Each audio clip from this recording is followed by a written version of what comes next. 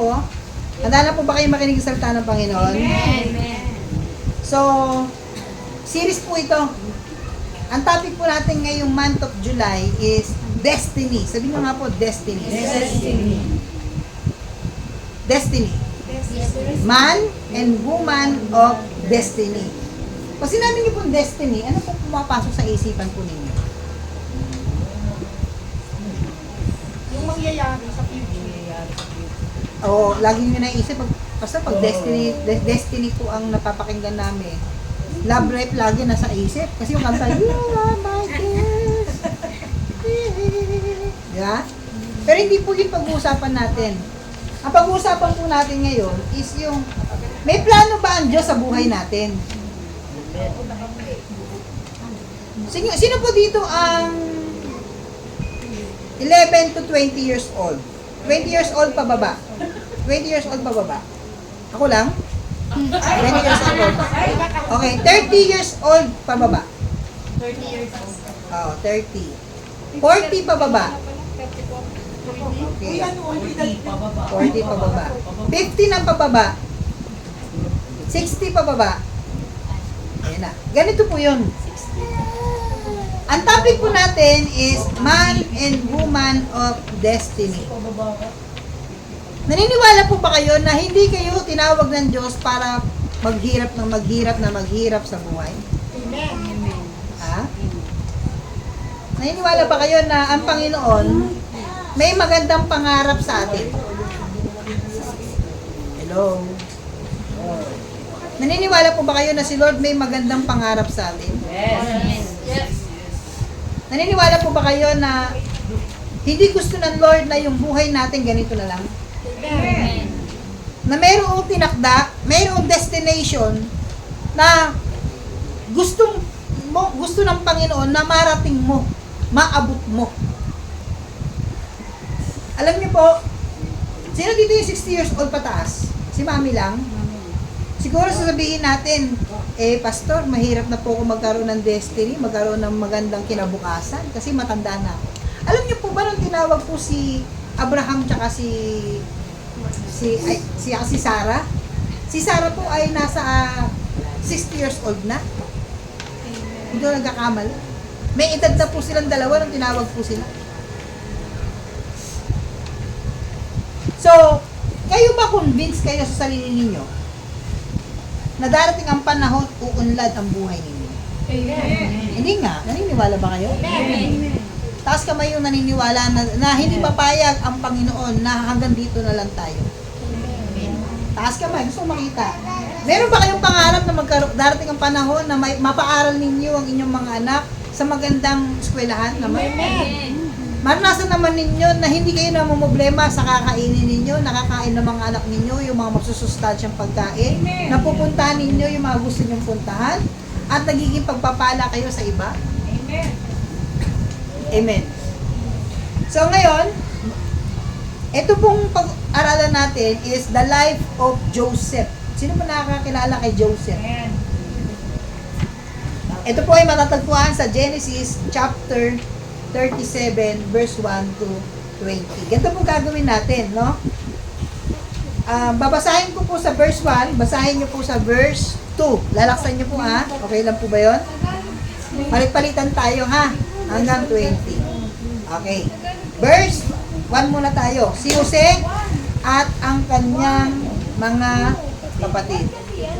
Okay. Si Jose at ang kanyang mga kapatid. Verse 1. Si Jacob ay nanatili sa Kanaan sa lupaing tinirhan ng kanyang ama. Verse 2, sabay-sabay. Nang si Jose ay 10 taon na, nag-aalaga siya ng tawan kasama ng kanyang mga kapatid sama. Ang mga anak ni Nabila at Silpa, ng mga asawang lingkod ng kanyang ama.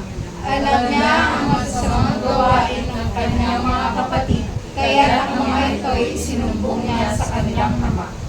Verse 3, mas mahal ni Israel si Jose kaysa ibang mga anak sapagkat matanda na siya nang ito'y isinilang. Iginawa niya ito ng damit na mahaba at may manggas. Verse 4.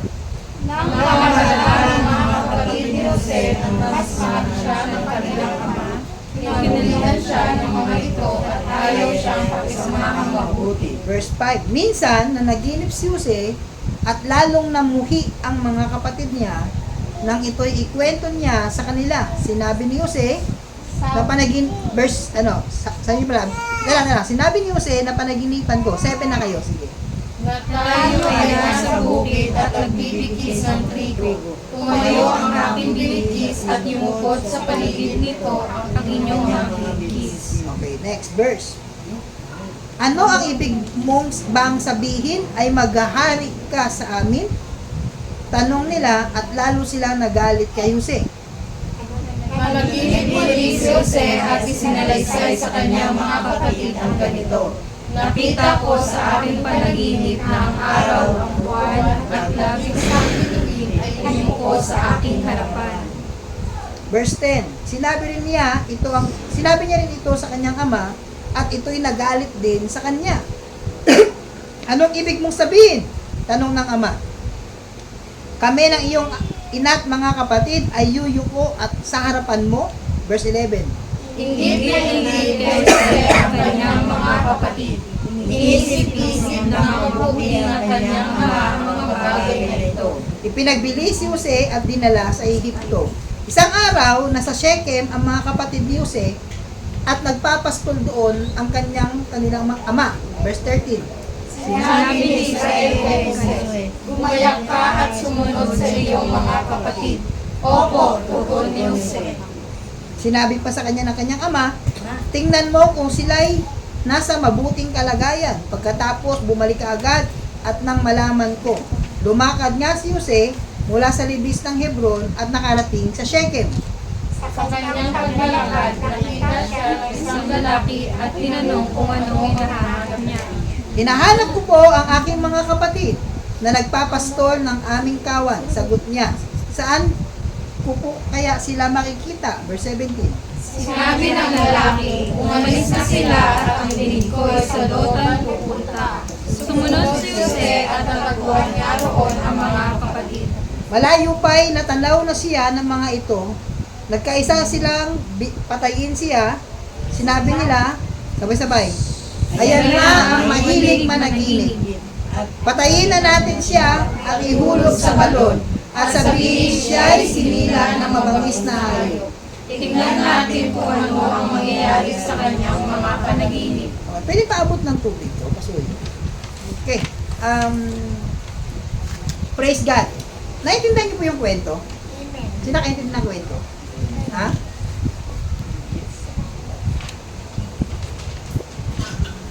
Ito po yung kwento kung saan si Israel, si Jacob, ay mayroong 12 lalaking anak. Amen. Tama? At itong kwento na ito ay kwento ni Jose. Kwento nito ni Jose. Ngayon, si Jose, 17 years old. Sino 17 years old dito? Nung moment kung saan si Jose nagkaroon ng isang panaginip. Okay? Nagkaroon siya ng panaginip. Ngayon, sa panaginip ni Jose, special siya sa kanyang tatay, di ba? Sa panaginip ni Jose, mayroong isa, nagbibigis daw sila ng ng palay. Maya-maya, tumayo yung palay ni Jose at yung isang binigkis, yung bukod. Nung kwento niya sa mga kapatid niya yon, ano sabi ng mga kapatid niya? Ano ibig sabihin mo? Yuyukod kami sa'yo, maghahari ka sa amin? Siyempre magagalit sila kasi bakit? Alam niyo kung bakit? Kasi sa Israel, kung sino ang panganay, nasa kanya yung birthright na tinatawag. Yung pamana sa kanya napupunta. Hello? Amen. Tama? Ngayon, pangalawa, nanaginip ulit siya ng pangalawang panaginip. Sa pangalawang panaginip niya, ano yung panaginip niya? Nakita niya ang araw, ang buwan, at ang mga bituin, ano daw? Lumukod sa kanya. Yumukod sa kanya. Ano ibig sabihin nun? Yung tatay niya, yung nanay niya, mga kapatid niya, yuyukod sa kanya. Ibig sabihin, maghahari siya sa kanila.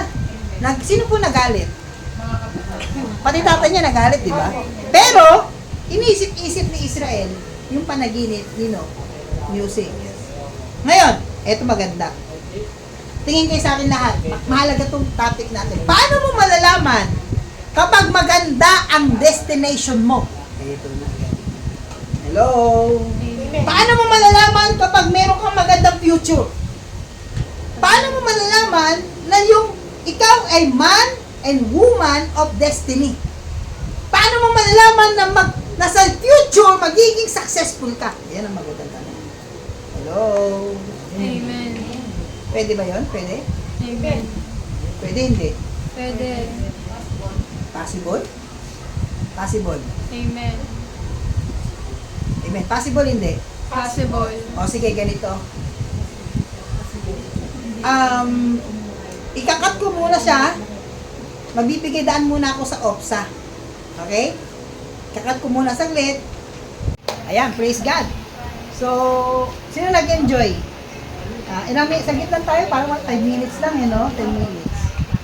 So, balik tayo. Sabi dito sa tanong ng ano nyo, yung OPSA ninyo, one friend sharpens another. Ano daw yung karanasan ni Jose? Ayon sa karanasan ni Jose, magbigay ng 5 patunay na si Jose ay mayroong magandang hinaharap. Nasagot ba ninyo? Ha? Sino nakasagot? May nasagot kayo? Yung nasagot O sige, mamaya. dalawa lang. Okay. Tawag sagot. So, ito yung kwento. Merong pangitain si Jose, may panaginip si Jose, na yung panaginip niya, yun yung gagawin ng Lord sa kanya sa future. Pero pansinin po ninyo, pinakita ba doon ng Lord kung ano yung dadanasin niya bago niya marating yung ganong klase ng ng destiny? Kung alam ba ni Jose na siya ay makukulong? Kung alam ba ni Jose na siya ay papatayin? Planong patayin? Ihuhulog sa balon? Sa bangin o sa balon? O tapos ibebenta sa Egypt? Makinig kayo sa akin mabuti. Alam niyo ba na kapag si Lord nagbigay ng pangitain sa inyo, hindi niya, ipapakita niya kung ano yung finished product. Pero yung proseso kung paano ka darating sa ganong klase ng destination, hindi niya ipapakita yun. Kasi baka pag nakita mo yun, umatras ka na. Totoo hindi? Ha? Alam niyo ba nakulong si Jose? Alam niyo ba sa pag-aaral, sabi nila may tendency na si Jose nakulong ng 12 years? Bago siya, iluklok ng parao na second sa command. Pangalawa sa parao. Now, dito sa pinag-usapan natin, sa binasa natin, ano dito ang patunay na si Jose ay mayroong magandang future? Baka mayroong kayo nitong, di ba? Okay, una. Tignan natin. Una. Favor. Sabi niya po favor. Alam niyo ba na si Jose ay isa sa pinaka-favorite na anak ni Israel? Amen. Sa lahat ng anak ni Israel, si Jose lang ang ginawan niya ng isang damit. Tama ba ako? Na mahaba, na may manggas, na may iba't ibang kulay. Tama hindi? Pag sinabi niyo pong favor, makinig kayo. Pag sinabi niyo pong favor, ito yung klase ng mga tao na kahit saan ka mapunta, lalapitan ka ng blessing. Ayan ang tawag na favor. Yung bago ka lang sa trabaho mo, pero kinaiinisan ka na kasi ang bilis ng promotion mo. My God. Hello. Na hindi dahil sa sip-sip ka. Dahil meron silang nakikita sa'yo kasi nasa sa'yo yung favor ng Panginoon. Hello. Sabi niyo nga po, favor. Favor. Parang favorite ka ni Lord. Na kahit saan ka mapunta, mayroong mga tao na natutuwa sa'yo na pagpapalain ka ng tao na yun. Hello. So, isa sa mga sign na may maganda kang future, alam niyo ba, isang oras lang ang tulog ko. Tapos galing pa po ko ng DRT. Alam niyo bakit po isang oras lang ang tulog ko? Kinausap ako ng Lord about sa destiny ko noong alas 12 ng gabi. Natapos kami ng usap siguro alas 5 na. Hello? Pag nasa sayo yung favor ng Lord, kahit saan ka pumunta, may namamagnet yung tao sa'yo, na-attract sila sa'yo at gusto ka nilang pagpalain. Hello. Hello. Ngayon, ang tanong ko, mayroon ba kayong ganong klase ng anointing sa buhay ninyo na may favor ang Diyos sa buhay ninyo? Pag wala, naku po, sumipsip na kayo kay Lord. Ano yun, hindi masama sumipsip, basta sa tama. Tamang motibo. Tama hindi? Hello? Kapag puro hirap, naku po, mag-isip-isip na kayo. Isipin na ninyo, ako ba may magandang future? Bakit parang sinusumpa ako ng mundo? Hello? Alam niyo po, kaya maraming naiinis sa akin eh. Alam mo bakit? Ako na yung paso na marami ng palpak. Pero yung favor ng Lord lagi nasa sa akin. Tato hindi. Diba sa DRT tayo? Ano sabi ng mga pastor doon? Kahit tagal-tagal na namin dito sa DRT, and si Jumong hindi man lamang tayo sinuportahan. Ito si Pastor Lolo, pinagawan pa ng simbahan. Isang taon pa lang sa DRT. Naiintindihan po ninyo? That's the favor of God. Alam mo, pag favorite ka ng Lord, apple of the eye ka ng Panginoon, kahit saan ka pumunta, hahanapin ka ng blessing. Amen. Hello? Anong sikreto para maging favorite ka ni Lord? Kailangan maging sip-sip ka kay Lord. Hello? Amen po ba? Alam niyo, may sabihin ako sa inyo, mayroon 2 taong pupunta sa bahay ninyo. Yung isang tao, parusa. Ano yung parusa? Mabigat kasama. Yung tipong, nung wala pa sila sa buhay ninyo, magaan yung financial ninyo. Nung dumating sila sa bahay ninyo, parang nagkagulo-gulo, lagi kang walang pera, nagkakasakit ang mga anak mo, lagi may disgrasya. Pero meron naman mga tao na hindi naman mayaman. Pero nung pumunta sa bahay ninyo, naging magaan yung buhay ninyo. Parang ang lahat ng prayer ninyo tinutugon agad. Ibig sabihin, yung tao na pumasok sa bahay ninyo, may favor yun. Amen. Hello? Sige, evaluate na ninyo ngayon. Pag wala yung favor ng Lord sa buhay ko, ibig sabihin, baka wala akong magandang destination.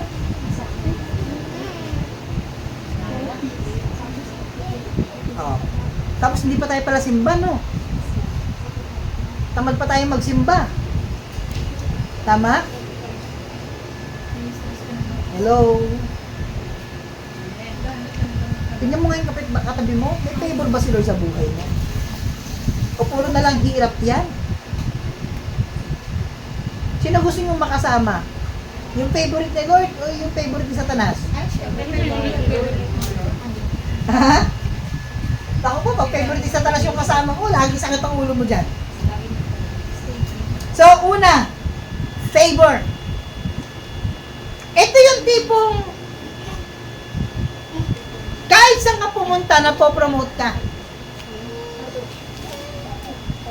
Kahit saan ka pumunta, naluluklok ka kagad sa posisyon. Kahit saan ka pumunta, si Jose, nakulong na si Jose, dahil na-inlove sa kanya si Putipar, ayaw ni Jose kay Putipar, tumakas.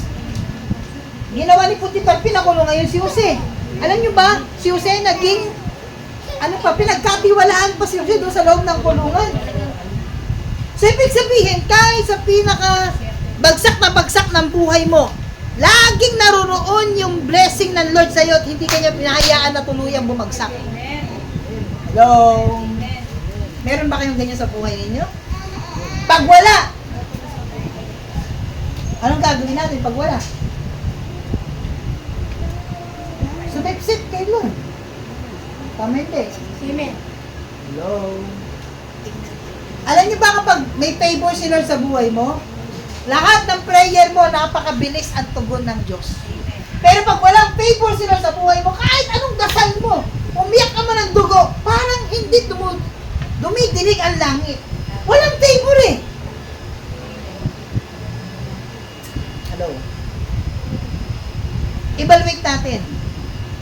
Katulad nito, tingnan nyo ko, mas mahal ni Israel si Jose kaysa ibang mga anak. Alam mo nga doon, walang favoritism. Pero may mga tao talaga na lumalakad sa favor ng Lord. My God. Hello. Alam niyo, pag sinabi niyo pong kayo ay may favor, ito yun, no? Yung isa, pag walang favor, sabi doon, and I will dwell in the house of the Lord forever. Surely goodness and mercy shall follow me. Sabi nyo nga pa, goodness and mercy. Sabi sa Psalms 23, goodness and mercy shall follow me. Ang kabutihan mo at biyaya mo, sinusundan ako kahit saan ako pumunta. Meron kang stalker. Ibig sabihin yung blessing ng Lord, stalker mo. Kahit saan ka pumunta, hinahabol ka ng blessing. Yan yung tawag ng favor. Pero pag wala ang favor ng Lord sa'yo, kahit saan ka pumunta, yung sumpa humahabol sa'yo. Nasa mo na yung gano'n? Sabi ng kabataan doon sa may sipot. Nakakabwisit, sabi niya. Ngayon na lang ako lalabas, umulan pa, sabi niya. Ako naman bumubulong-bulong sa gilid. Kaya ano umulan eh, kasi alam ng ulan na lalabas ka. Hello? Hello? Amen. Kapag may favor sa iyo si Lord, kahit saan ka pumunta, maraming tao ang makaka-appreciate sa iyo. Amen. Ayaw na nila sumunod. Ayaw na nila makinig. Pangalawa, paano mo malalaman kapag maganda yung future mo? Sinulat mo to dito. Pangalawa, sabi dito, nang mahalata ng mga kapatid ni Jose na mas mahal siya ng kanilang ama, kinamuhian siya ng mga ito at ayaw siyang pakisamahang mabuti. Pangalawa, paano mo malalaman kapag ikaw ay may magandang future? Pag may naiinggit sa'yo, may nagagalit sa'yo. Hindi dahil sa pangit ang ugali mo, ha? Kasi, pastor, marami nagagalit sa akin, buong mundo ko, bisa din maganda pa future ko. Tinanong mo, bakit ba may nagagalit sa'yo? Eh, ang gaspang pala ng ugali mo, kaya pala maraming nagagalit. Pag sinabi mo pong kinaiingitan ka, maraming naiinis sa'yo, makinig kayo mabuti, tingin sa akin. Ibig sabihin, meron silang nakikita sa'yo na hindi mo nakikita sa sarili mo. Na hindi nila nakikita sa sarili nila. Tama. Hello? Amen. Kapag nasa sa'yo ang favor ng Lord, maraming magagalit sa'yo. Amen. Teka lang. Bago lang sa simbahan yan. Bakit na-elect agad na maging presidente? Alam mo po sa negosyo namin, sinabi ko sa kanila, hindi po ako naniniwala sa negosyo na to. Pero, pastor, pwede ba ikaw na gawin namin presidente? May gulay. Ako ginawa niyong presidente dito sa grupo natin, hindi nga ako naniniwala. Hello? Marami magsiselo sa iyo, marami maiinggit sa iyo. Tignan niyo po itong tignan niyo po itong yung mga kapatid ni Jose, na kinaiingitan si Jose. Kasi yung attention ng tatay nila, na kay Jose. Hindi lang yung attention. Yung favor ng Lord na kay Jose. Makinig kayong mabuti. Alam niyo po ba na, no? Kahit saan ako mapuntang simbahan, marami nagagalit sa akin. Alam niyo bakit? Hindi, iwan ko sa kanila. Hello. Sister, brother, sisters. Sa inyo ba? Marami ba naiinggit sa inyo? Madami. Marami ba naiinis sa inyo? Hindi dahil sa gumagawa kayo ng mali. Kapag maraming naiinis sa inyo, ibig sabihin, nakikita nila yung anointing na nasa sayo. Amen. Hello? Lord, ba't gano'n? Nagagalit sila sa akin, wala naman akong ginagawang masama. Ibig sabihin, merong kakaiba sa'yo na wala sa kanila.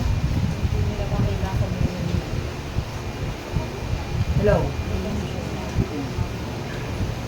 Kinainggitan si Jose. Kinamuhian siya ng mga ito at ayaw siyang pakisamahang mabuti. Hallelujah! Nakailan na po ako? Dalawa. Dalawa. Ulitin ko po. Pag wala kayo nito, mangamba na kayo. Pag wala kayo nito, ibig sabihin, wala kayong inaasahang magandang future sa hinaharap. Amen. Maganda tong topic na to kung naiintindihan ko ninyo. Si Sister Jing nga, napanaginipan ako, nakabili daw ako ng yate. Amen. Sumakay pa rin kami sa iya. Kayo ba, kumbinsido ba kayo sa sarili ninyo na may maganda kayong future? Amen. O, tige, ibalik ninyo. May favor ba sa inyo si Lord? Amen. Sure ba kayo? Amen. Pag kayo ba nagpipray, dinidinig agad ni Lord? Amen. Meron. Kahit saan ba kayo pumunta, mayroong mga taong gumagawa ng kabutihan sa inyo kasi may nakikita sa inyo mabuti. Hello. Ako nga, naranasan ko talaga yung ano eh. Alam niyo ba, naranasan ko na ano, ayaw akong patayuin sa pulpito. Lahat pwede nilang patayuin, pero ako ayaw.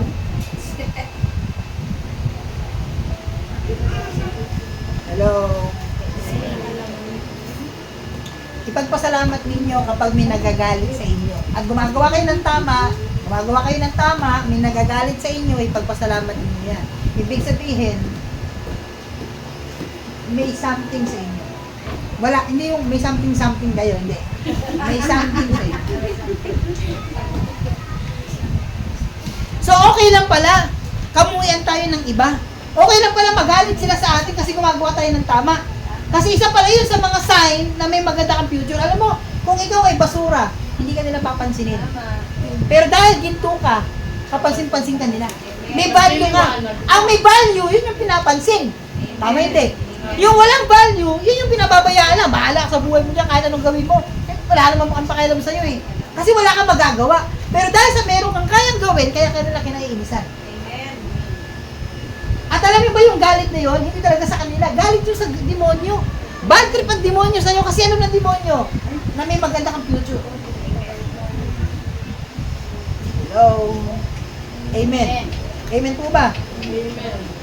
Pangatlo.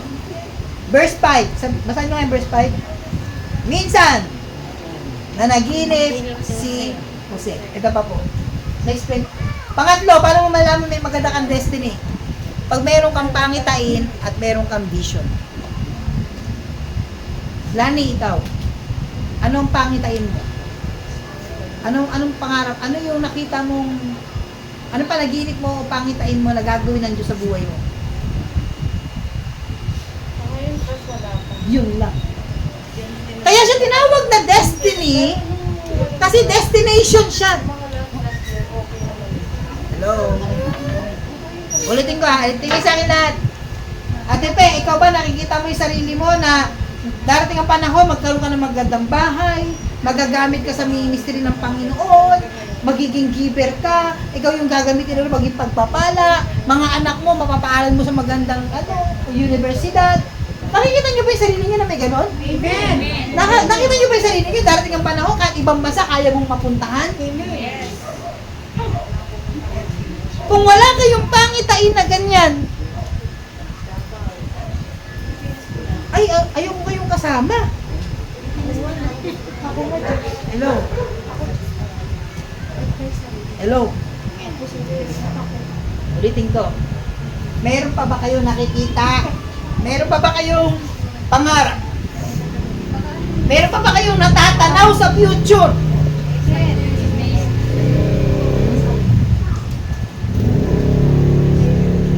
Alam mo, pangarap ko, magkaroon ng sasakyan, magkaroon ng malaking simbahan, magkaroon ng malaking prayer mountain, makapunta ng iba't ibang bansa, makapagpatayo ng mga churches sa iba't ibang bansa.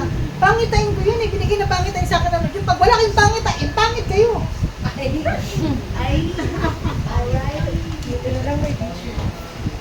Hello? Sige nga. Eto yan ah. Kapag gumagawa ng isang building, isang SM, isang malaking building, ano ang unang-unang ginagawa? Blueprint. Totoo hindi? Tama? Blueprint. Bakit blueprint? Doon siya eh. Doon ka lang. Yun yung plano. Yun yung pangitain. Eh wala kayong pangitain, anong gagawin sa inyo ng Diyos? Pangit lang. Pangit lang. Ha? Pangit ka. Alam niyo po, lagi po akong pupunta ng prayer mountain. Alam niyo bakit? Hinahanap ko yung mga pangitain. Lord, ano yung pangarap mo sa akin? Lord, ano yung pangarap mo sa akin? Kaya ba nangangarap pa rin tayo na darating ang panahon, magkaroon tayo ng, meron tayong ibang bahay pa na mabibili kaysa dito ba sa paligid? Amen. Ah, hindi nga. Tanungin mo nga yung katabi mo, ikaw ba naniniwala ka ba talaga na may Diyos ka at ang Diyos kanya-kanyang ahon sa hirap? Amen. Hello? Wala na yata ang baka pangarap. Okay na lang tayo maging employee. Papasok, okay naman ang employee, walang masama doon. Pero ang employee, papasok, gigising ng umaga, ang pinakaayon na ayaw mo na araw, Lunes. Kasi nag-swimming ka ng linggo, pagod ka ng linggo. Lunes, ano na. Tapos, alam ka na naman ng alas 5, alas 6. Tapos, ang biyahe mo pa, napakalayo. Balikan pa, isipin mo naman yung baon ng mga anak mo. Tapos, nilipas na lang ang taon. Yun na lang lagi ginagawa mo. Sa loob ng 20 years, 30 years, routinary na lang yung buhay mo. Hello.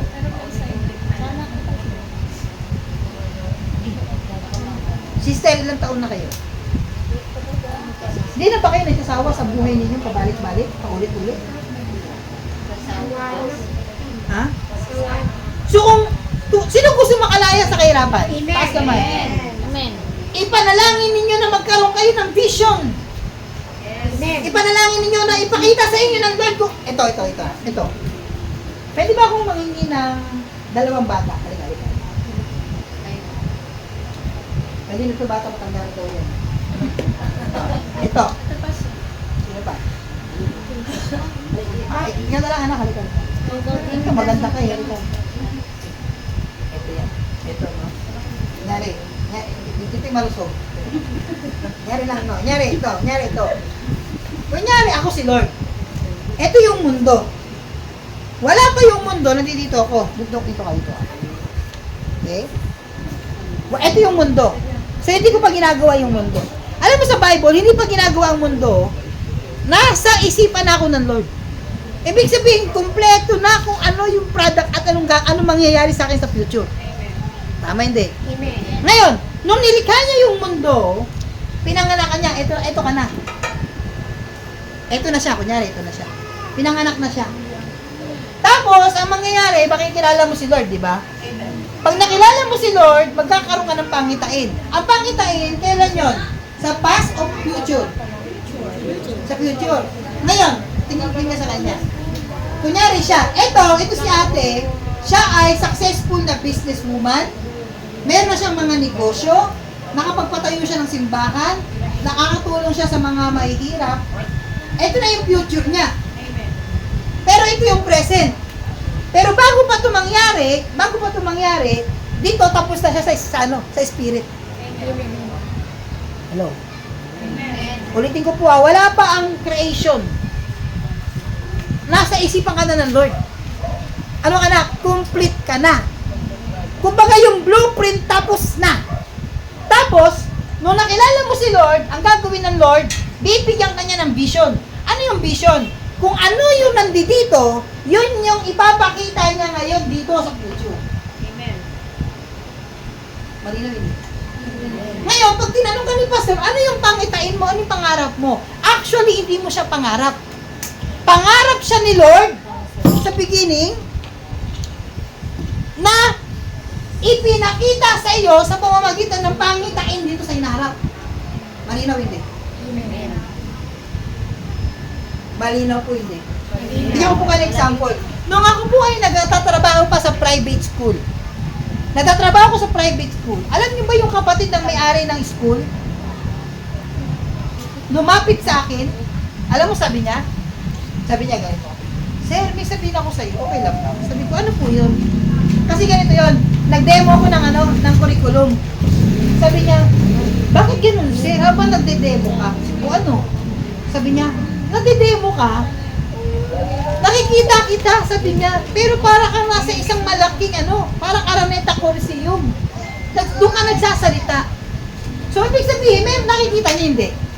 So, binigyan ng Lord siya, ito pa. Kasama ko si Pastora Day sa Conectas Rodom.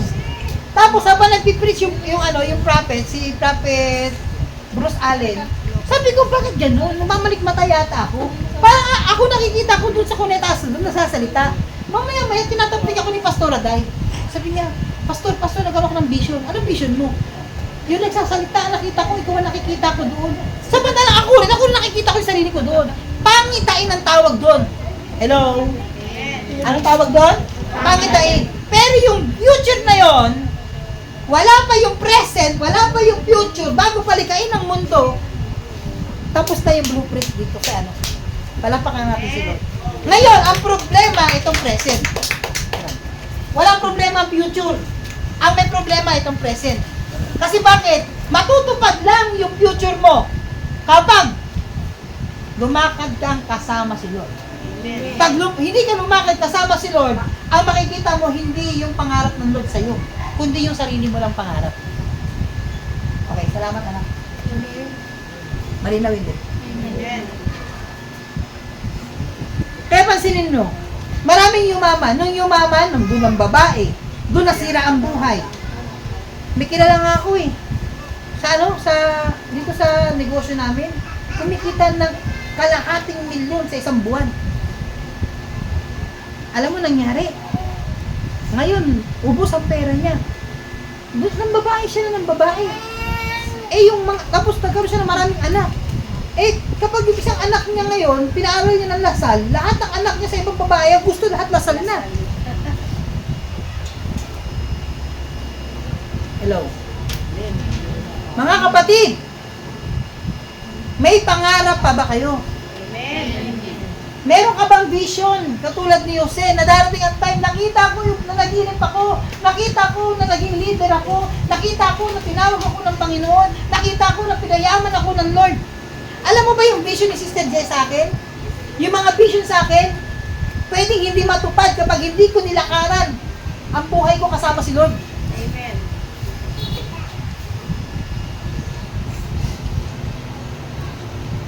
Hello? Amen. Sino dito may anak? May tanong po ako sa inyo. Kung kayo po may anak, yung sitwasyon ng anak ninyo sa financial, sa pamilya ninyo, kontento na po ba kayo sa ganyang klase ng buhay? Kayo ba may pangarap sa anak ninyo? Amen. Paano kung hindi natupad ng anak ninyo yung pangarap niyo sa kanila? Alam ko po. Ngayon, may tanong po ako sa inyo ulit.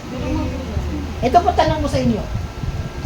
Kung kayo may pangarap sa mga anak ninyo, how much more yung Ama natin sa langit, ano kaya pangarap sa iyo?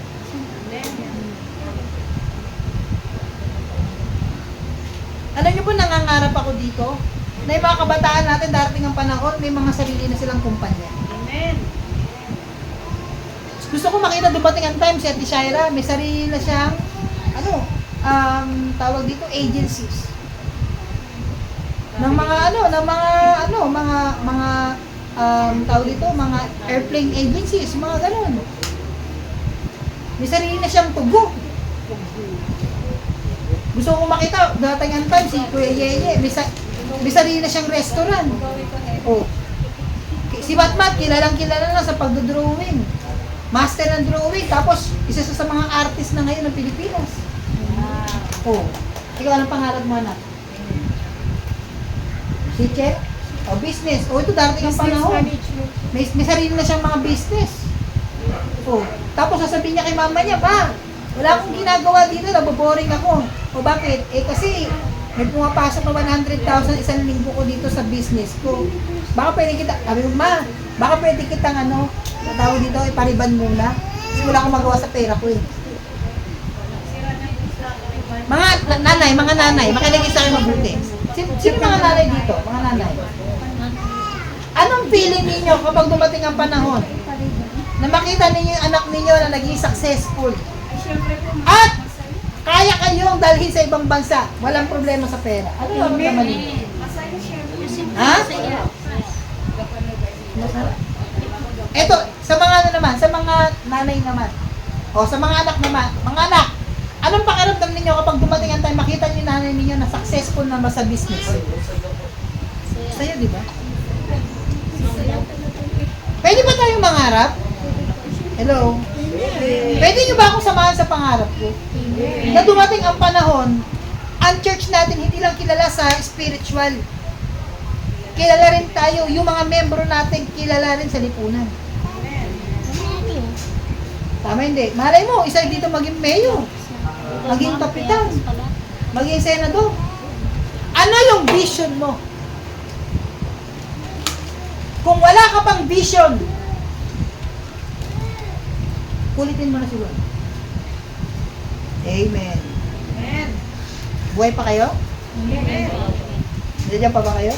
Amen. Pang-apat. Verse 16, babasa nga po, ay 17. Sinabi ng lalaki, umalis na sila at ang dinig ko'y sa Dotan sila pupunta. Sumunod si Jose at natagpuan nga roon ang mga kapatid. Malayo pa natanaw na niya ang mga ito. Nagkaisa silang patayin siya. Sinabi nila, ayan na ang mahilig managinip. Patayin na natin siya at ihulog sa balon. Sino po yung nagkanulo sa kay Jose mismo? Makinig kayo. Sabi niya, yung mga pananagipin. Mahilig managinip. Yan yung dreamer. May sabihin ako sa inyo, alam niyo ba, na minsan ang pamilya natin hindi naniniwala sa mga pangarap natin. Totoo hindi. Ako nga kausap ko yung kapatid ko Kausap ko yung kapatid ko, ate ko, may picture pa nga ako, may screenshot ako Kausap ko yung ate ko, tsaka yung pamangkin ko. Tawa sila ng tawa. Sabi ko, naku ate, yayaman na ako. Tawa siya ng tawa, gato. Sabi ko, Sela, naniniwala ka ba si tito mo yayaman na? Sabi ni Sela, hindi. Tawa rin silang dalawa, tawa rin silang tawa. Ako naman, natatawa lang din ako sa kanila kasi alam mo yung reaction nila sa akin na pag sabi kong yayaman na ako, sininiwala. Si Saddam, nag-uusap si Saddam tsaka si Hana. Sabi nila, totoo kaya yayaman na si Dating? Sabi naman ni Saddam, siguro, yayaman yan. Kasi masaya naman siya sa ginagawa niya. Alam nyo, makinig kayo sa akin. Yung pamilya ko, nabuhay na sa hirap. Ito, kwento ko lang. No? Alam mo yung tatay ko? Ang trabaho ng tatay ko dati, gwardiya. Nung nawala siya sa pagiging gwardiya, nagtinda siya ng balot. Nung mahina yung balot, alas 12 ng gabi, sumasampayan sa bus. Ang dala-dala niyan, Ariel, timba, map. Yung map na mahaba. Tapos, bilog. Kinakausap niya lahat ng mga driver at conductor ng bus kung pwede ba siyang maglinis ng bus. Pagdating ng umaga, nagpapataya ng ending yan tsaka wedding. Tapos nung hindi na malakas yung bus, ang papa ko nagtinda naman ng taho. Alam mo sa Malabon, simpleng ulan, baha agad. Umuwi yung papa ko, nagtitinda ng taho yun. Ang tawag dito, yung tubig hanggang dito, minsan hanggang dito, buhat niya yung taho niya. Makapasok lang kami sa eskwela. Totoo yun, nagbibig. Ganun yung father ko. Totoo yung father ko. Ngayon talaga ang hirap na ginawa ng father ko. Kaya minsan iniiyakap yung tatay ko na yan. Grabe ang sakripisyo niya sa amin. Nagtinda ng balo. Sumasampa sa bus ng tuwing at madaling araw. Nagtitinda ng taho. Yung paa niyan, mula left hanggang kaliwa kanan, puro alipunga yan. Kasi ultimo yung bota na suot-suot niya, lumulubog ko sa tubig, sobrang taas.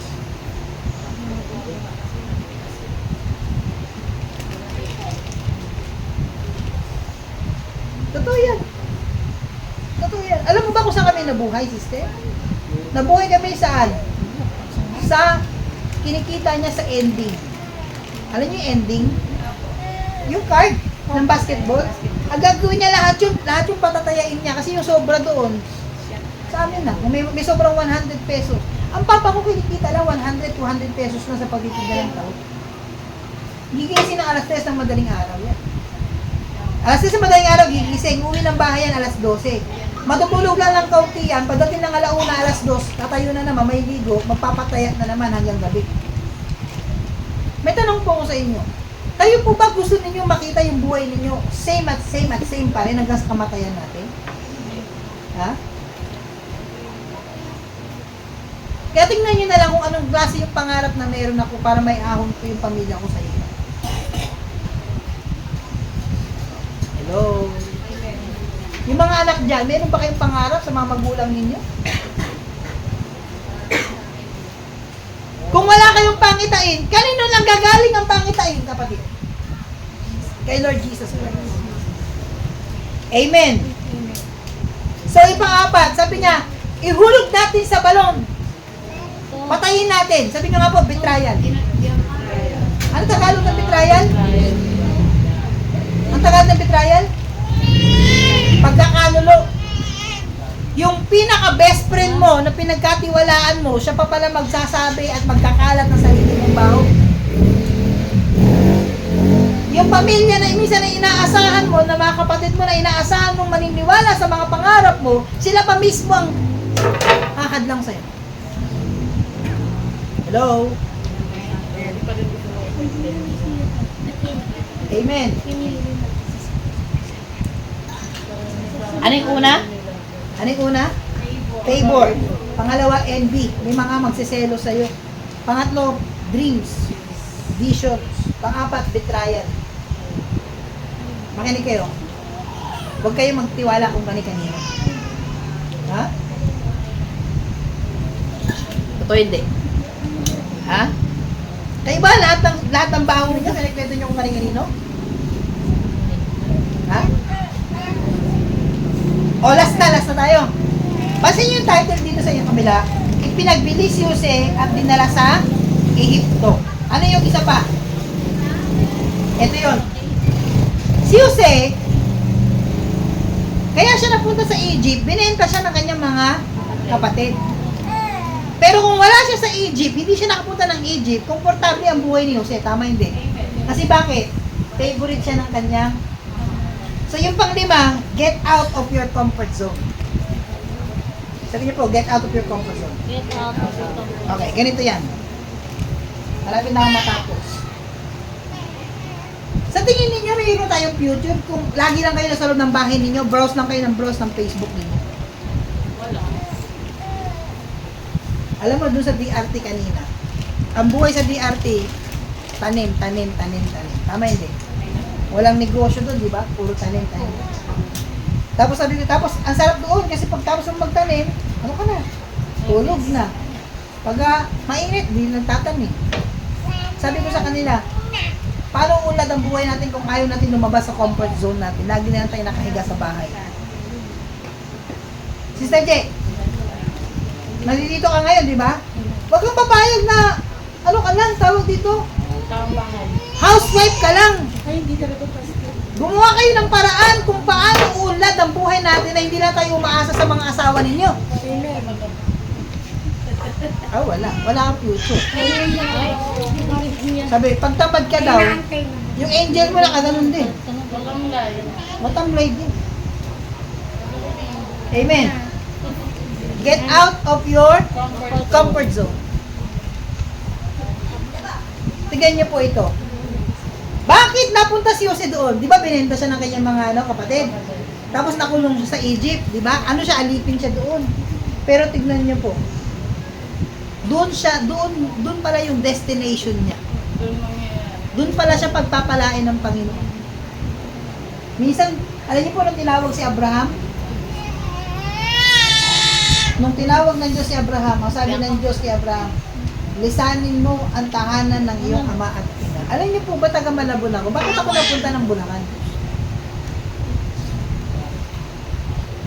Bakit ako napunta ng DRT? Kung hindi ko iiwanan yung comfort zone ko, sa tingin niyo meron akong destination? Kayo ba willing kayo na lumabas sa comfort zone ninyo? Alam niyo comfort zone? Yung komportable buhay lang ninyo sa loob ng bahay ninyo. Tapos kamay dito yung ano. Alam yung mga taga-probinsya, pupunta pa ng Maynila para lang makipagsapalaran. Kayo mo ba hindi kayo makipagsapalaran? Ha? Mahilig ba kayo humanap ng opportunity? Amen. Amen po ba? Amen. Kanina pong umaga, madaling araw, meron po ko napanood na isang reels. May isang lalaki. Ang training pala doon sa Korea, kapag ikaw ay naging Coast Guard, may swimming pool. Tapos yung swimming pool na yon, may sariling ang lalakas ng wave. May wave sariling pool, wave pool siya. Ang tataas ng wave. Ang ginagawa ng mga Coast Guard, training nila, lumalangoy sila sa ganung kalalakas na alon. Ngayon naisip ko ganito. Ngayong moment na ito, makinig kayo mabuti. Kayo po ay nasa swimming pool, pero wala kayo sa tubig. Nandun pa kayo sa sa pagitan ng tubig. Ang pampang pala ang tawag doon? Sa dulo, sa edge ng swimming pool. Ngayon, ito yon. Kung ito kayo, ito yung swimming pool. Ito pa lang tayo ngayon. Sige sa akin lahat. Ngayon may dalawa kayong option. Ano yung option mo, sister? Tatalon ka ba para matutong lumangoy, para mapuntahan mo yung destination mo? O matatakot ka, magbaback out ka? Magbaback out ka. Hello? Hello? Ito po, okay na ba ikwento ko sa inyo yung business ko? Okay na ba kwento ko yung business ko? Ganito kasi ito yung kwento ko. Nung nakaraan, ang ganda ng business ko. Isipin mo, isang araw kumikita ko ng 4,000, hindi pa ako nagtrabaho no? 4,000, kumikita ka 4,000 isang araw, pwede na? Oh, tapos nag-check ako ng 11,000 dun sa I Am Worldwide. Tapos ito nakaraan, lahat ng ini-invite ko, ayaw mag-join. O kaya kung hindi naman mag-join, walang pera. So dumating yung time na panghinala ko ng loob. Sabi ko, Lord, talaga ba dinala mo ko sa I Am Worldwide? So nakaraan talaga, medyo matamlay ako. Kahit ng Biyernes, matamlay ako, nasa Antipolo ako, matamlay ako. Kasi yung mga leader ko doon, may sakit. Noong una talagang hataw kasi seaman yung sa leader ko doon, accountant. Nung mga ilang linggo na, parang wala akong kita. Alam mo kung bakit? Nakapokus ako sa pera. Eto na. Kaninang alas 12 ng gabi, kinausap ako ni Lord.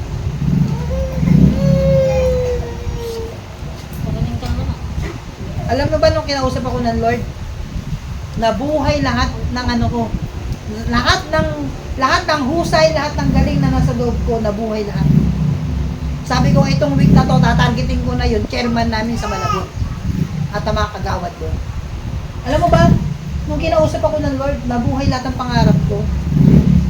Okay na ba share ko sa inyo yung counting pieces ng vision ko? Alam niyo ba na nakita ko sa vision ko, sa I Am Worldwide, ang mga minimentoran ko mga artista.